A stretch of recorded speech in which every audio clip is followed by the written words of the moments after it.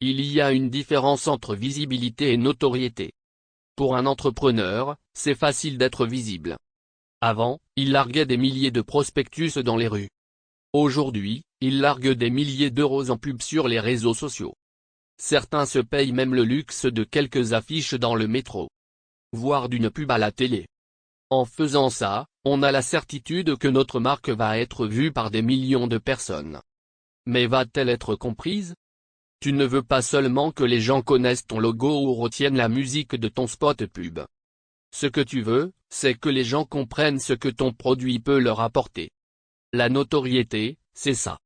Pour ça, il existe des méthodes.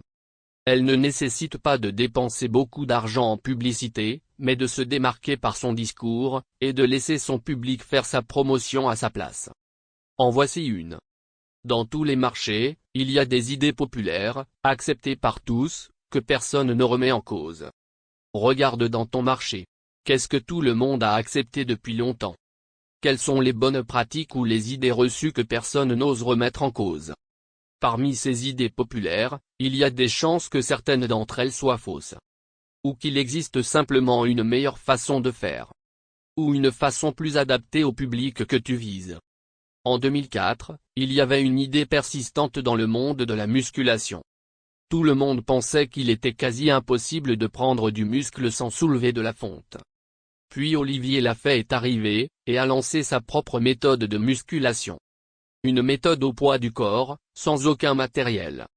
Le simple fait de dire qu'il était possible de réussir sans coûteux matériel lui a attiré les foudres de bon nombre d'acteurs du milieu.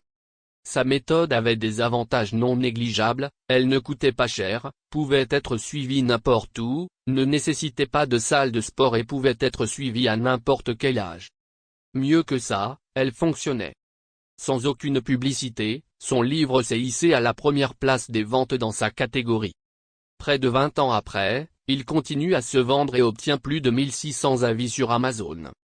Olivier Lafay n'a jamais fait d'apparition publique. Il n'a jamais montré son visage. Mais dans le milieu de la musculation, il est devenu une légende.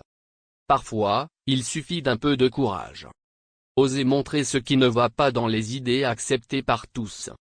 Oser proposer de nouvelles méthodes. Oser mettre un coup de pied dans une fourmilière vieillissante. Au lieu de payer pour montrer ta marque à des gens qui vont la oublier la seconde après.